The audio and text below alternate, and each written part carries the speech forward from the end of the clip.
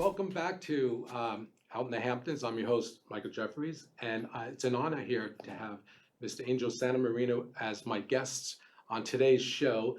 He is the author of I See Better with My Eyes Closed, and he's a spiritual healer. Welcome, how are you? Thank you, Michael. Very well, very well. Um, Heard you read the book? I've read the book, and we're going to get into it a little bit, highlight some of the key components of the book. But you told me you had a spiritual healing this morning, so I mean, we're going to be speaking with the real deal here. He came to my thank you for coming after your spiritual healing. Can you talk a little bit about what's involved when you have a spiritual healing? It all depends on the person that I'm seeing. Actually, this morning I did somebody in Italy. I prefer them not to tell me anything about their lives, because if they tell me something and I repeat it, then they say, well, but that's what I told him. But if I tell people that I don't know important things about their lives, then if they have work to do, because the healing will tell them the problem and the solution. And many times people have to change patterns of life or change things that are doing in life that are affecting them. So by changing those patterns of life, they will improve. And so the healing sometimes takes years to happen because people have to change. For example, I worked the other day and I've been working for the last month on a woman that was very sick for 40 years. And I did the healings and she's much, much better, but she has to change a lot of things that adapt to this new life that she's going to have. Right. So it's not it's a process. It could be instant. It doesn't have to be. It Yeah. could be instantaneous. Could be one session. Some people need more. There's nothing is scheduled. So I just see how it goes. When you do a session in Italy, as you mentioned this morning, and obviously that's virtual, Yes, of course. do you do the same process where you would close your eyes? Yes. And how do you find that? How would you connect to somebody who's digitally, 3,000 miles away? I have a spiritual gift, and why would a spiritual gift be limited to where the person is? Yeah, that's a good point. It's not. And I've been doing it, I mean, way before COVID. I could do virtual healings. What I've done now with COVID is much more virtual healings because people call me more, hear more about it, and it happens more. But and also because of the traffic of coming here, sometimes even if you're in Southampton, you don't want to come here. It's getting worse every year, folks. So we do a lot of virtual. I still prefer to do in person, but it doesn't change anything. If you do it in person, do you have a space here in the Hamptons that would... I do it at home normally. Yeah. I never had an office because I never wanted what I do to be work. I always wanted to be something that I like to do, and I want to do it to help people. And I never say no to a healing. I just have to accommodate it to my time and their time.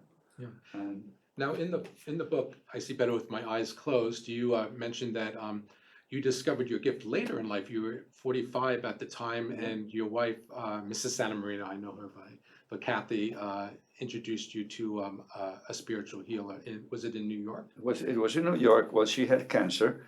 I was at the time working in Wall Street, and one day she told me that the healer was coming to New York to do a seminar on healing for a weekend. That's Ron. Ron in St. John the Divine in the city. So I went. I never meditated before in my life, and I went, and there was this group of people, like 40, and a woman went to a massage table and lay down, and Ron started working on her. And then he asked us, what do you guys see? What do you guys perceive? And I raised my hand and I said, I see a cadaver looking at her. And Ron did like this, don't say anything else. I mean, so, but after the healing, he told her to go talk to me. And I said to her, well, I saw a cadaver looking at you. And she said, well, it's my father that died a year ago, and he's with me all the time.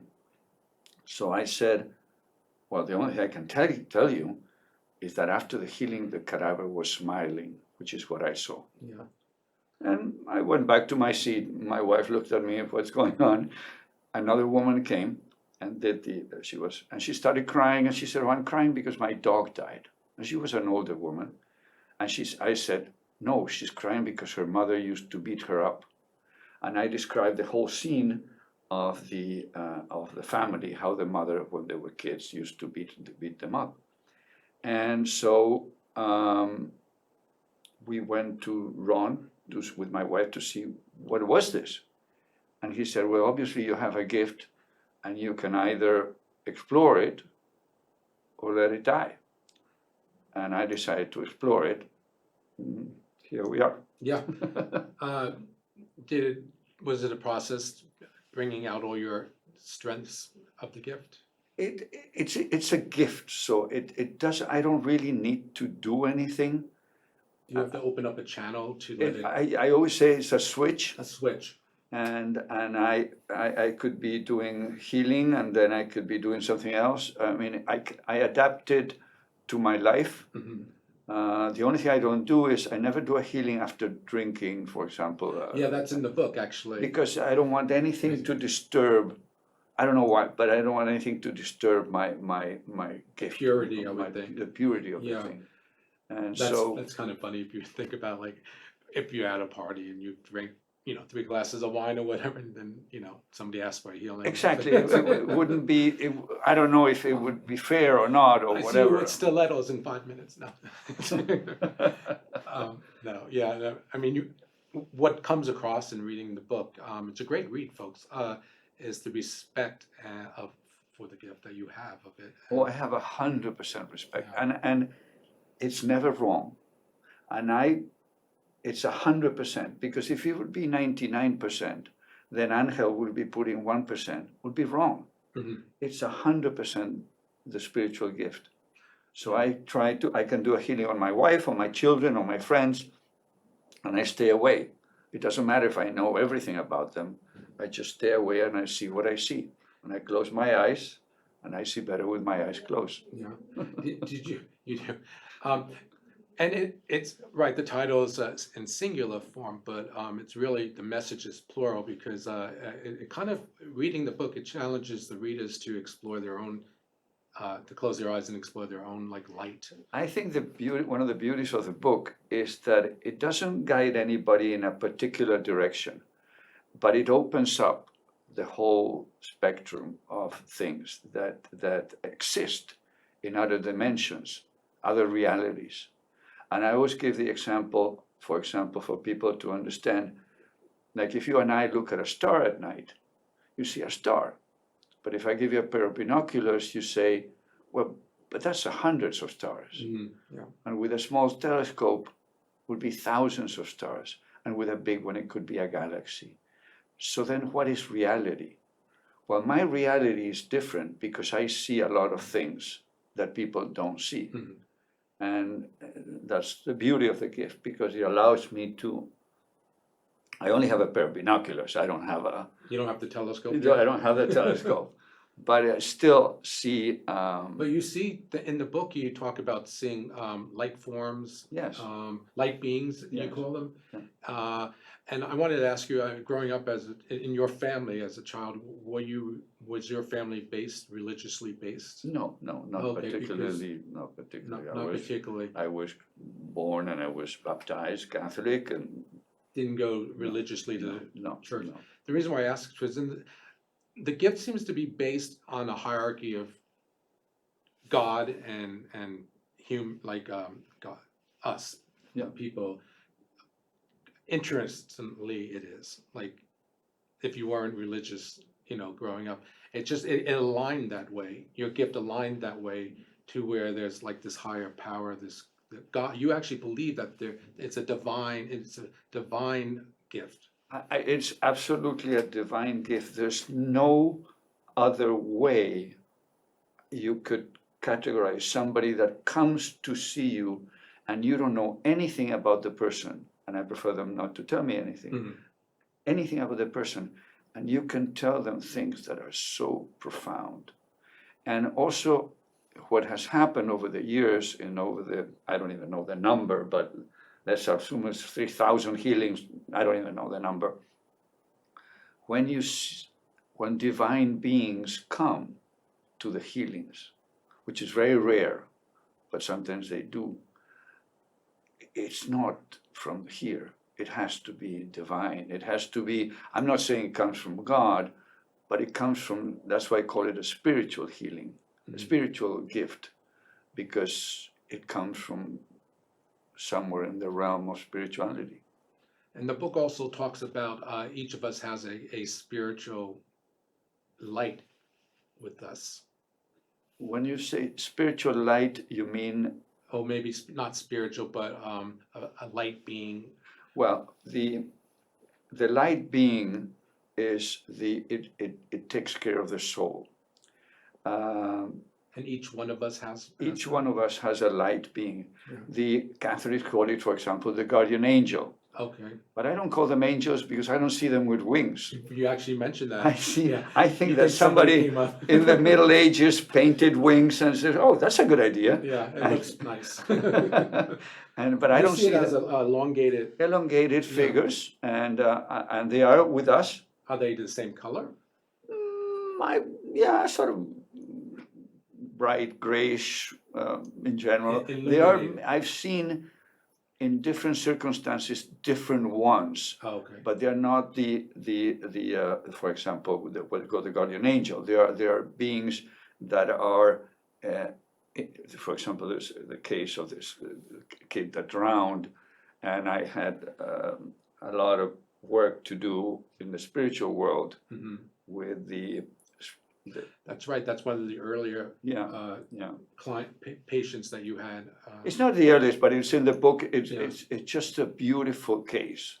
Yeah. Of it's a real struggle to. There was a real struggle to get this kid that had drowned, and he completely recovered. Yeah. And it was a struggle with the angels, a struggle with his life, a struggle with what was going to happen with him. I'm trying to remember when you were struggling with the light beings or the angels. Was it a verbal struggle or a tug of war? It was everything I do is not. It's not. I don't talk to them, but everything is through my mind, through the visions. So I talk to them, but through visions. Yeah. You weren't physically. I'm not physically talking. Sound. No. And then it was visually you were struggling with. Because they wanted to take him, take his soul, to take him. Right. And when I asked the parents if they would want him, even if he would be here completely unconscious, they said yes. So I kept fighting to have him stay. And the kid was 1.5 years old, and when he was, I think 4.5, the grandmother, she was an author, she wrote poetry, she invited me to the release of her book. And we were there on a garden in Argentina at the time, and this kid comes to me and grabs my hand and takes me to one side of the garden. And there were like 100 people there. And he had no way of knowing me from a human point of view. But obviously his soul or something attracted into me. So that for me was beautiful in the sense that it was so profound. That is profound. He spiritually knew who I was. Yeah, it's like validation that. Yeah.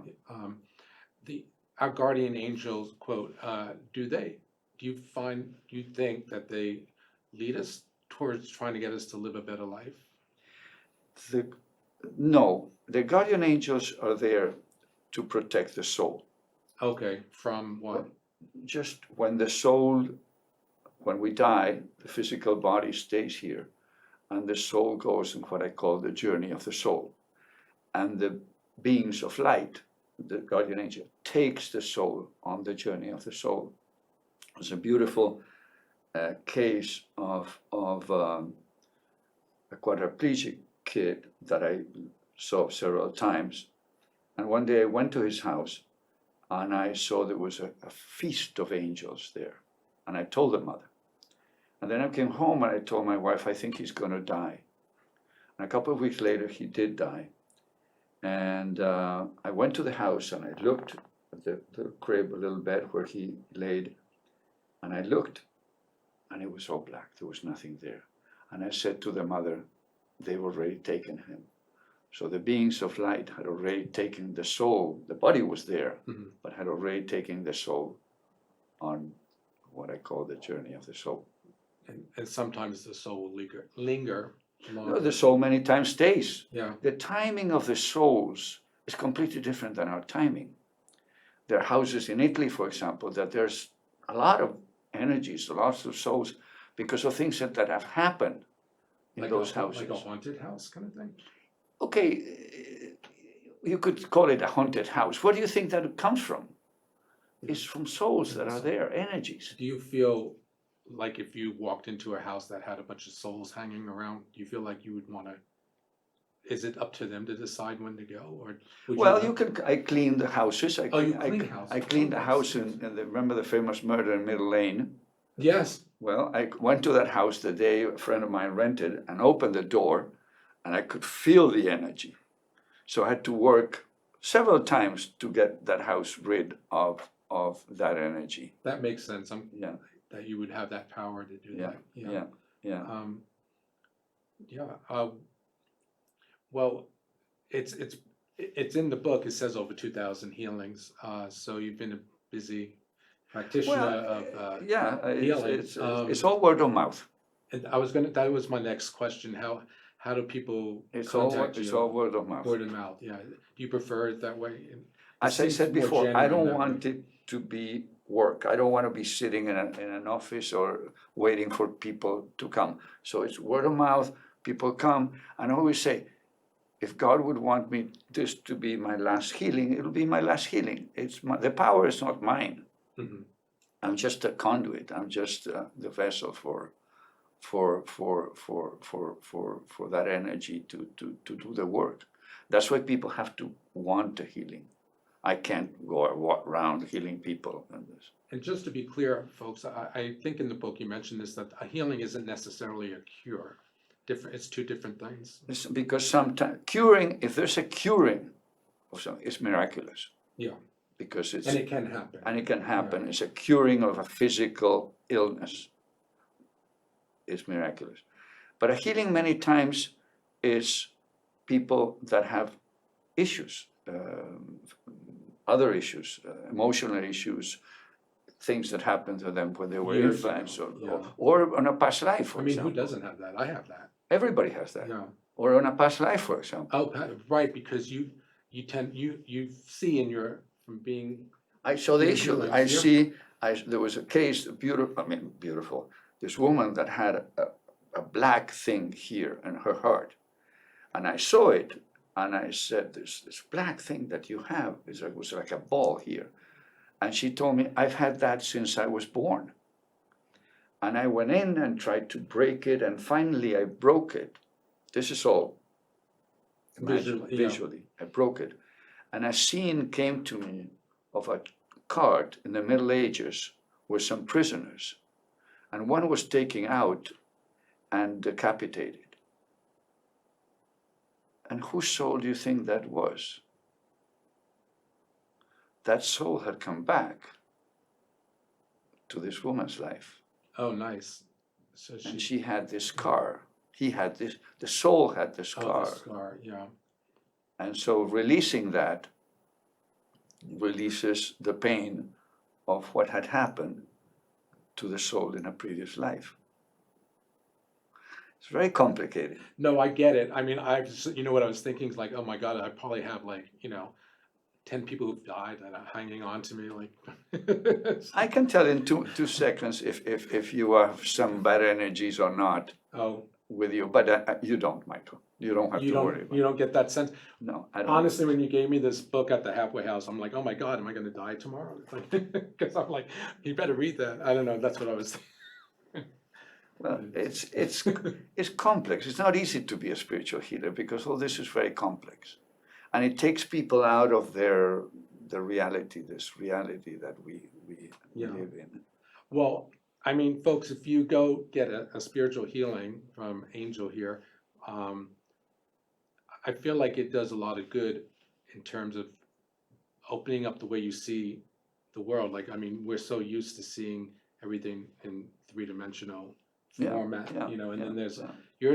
what you're suggesting and what you've proven in your healings is that there's a whole nother dimension of vision that you can see. There's so much more Yeah. that affects us. I mean, unfortunately, there's bad energies that affect people. I was working yesterday with one gentleman that had several bad energies affecting him.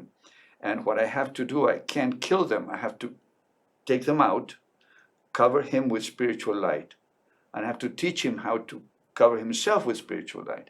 Because those bad energies would come back unless he's protected. Spiritual light is a tool that I think we've lost the usage over the centuries. And it's a very powerful tool that I use a lot to protect people or to do something. And if you, in the Bible, for example, it says many times, the light came, the light did. What light do you think it was? It was spiritual light. Yeah. So the person is protected with spiritual light, the bad energies don't come, and then after 10 days, more or less, they go their own way. Gotcha. I get it. You've written the book. What is going to be next? Will you be doing what Ron did, live seminars or a No, movie I've done, I now it's what's, reach more people? what I'm doing now is I'm giving the book away more, because I mean, we sold 100 books or something, but it's not enough, so I want to give more of the book away. Yeah. Somehow I got interested. Everybody told me you have to do podcasts and to do try that's to right. to Yeah. do. So I have one on Wednesday with a gentleman that invited me. So I see how I'm going to organize that. What I want is people to understand that there are different levels of reality, and that everybody has their own gifts, and everybody has to investigate this and get out of this simple thing and see what's out there. Communicate with the souls, and try to understand more profound things. And when you do that, I call it, you become like a seeker of the truth. And I always say, I'm going to be investigating until I'm 90, whatever, I'm going to continue investigating. And the beauty of investigation is the journey, not the destiny. Because we'll never get to the end. Mm-hmm. We'll never get to the destiny. But the journey of investigating spiritual life in ourselves is a beautiful journey. And you'll see that if you do that, you connect with the right people, you connect with people that are also seekers of the truth. And it's filling, it just enhances your life. So that's the purpose of the book, so that people start understanding that there is so much more. Yeah, I read the book, and it opens up a lot of questions. And one of the things in the book, and then I actually can practice this because I just rented an art studio in the Hamptons for the winter, is to have your own space so you can be by yourself and think. Yes, That's important, you say. It's important to think and go to the beach here, beautiful beach, and just ask questions. What's going on what's happening with my soul? Am I feeding my soul? Yeah, feed your soul, folks. Feed your soul.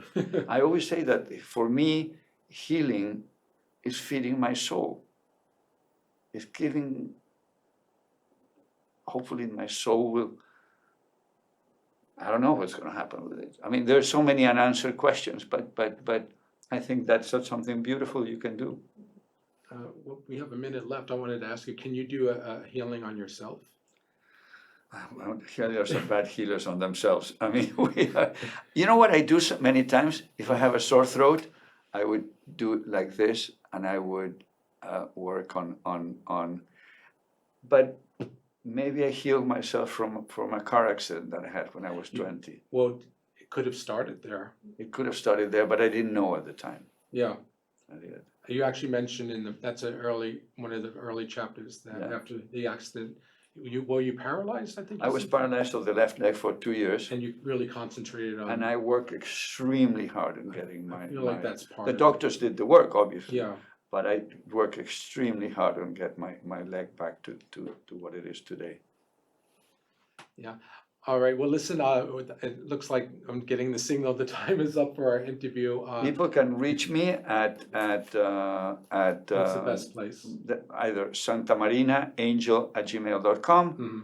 or my WhatsApp or telephone number 631-353-8066. Yeah. And this book is you can just Google the book too. That's how I. You found can get it in online. Amazon, or Yeah. you can get it in the East Hampton bookstore. And Mhm. it's doing very well there. I just gave them another 10 books yesterday. And if somebody really feels attracted watching the show to contact you for a healing, is just call you. Yeah, just call me and we'll Yeah. figure it out. Okay, that's Angel Santamarina. The number's on your webpage. Yes. Okay. Well, thank you so much for coming Michael, over thank here you for having me, on such and a it's a rainy pleasure. day. Pleasure here. It's all mine. Folks, thank you for tuning in to another episode of Out in the Hamptons. If you like this show and you see us, be sure to comment on YouTube or let LTV know. It's always a pleasure being able to do a show here at LTV. Thank you, Team LTV, and we'll see you guys again. I'm signing off. Michael Jefferies here. Take care. Bye-bye.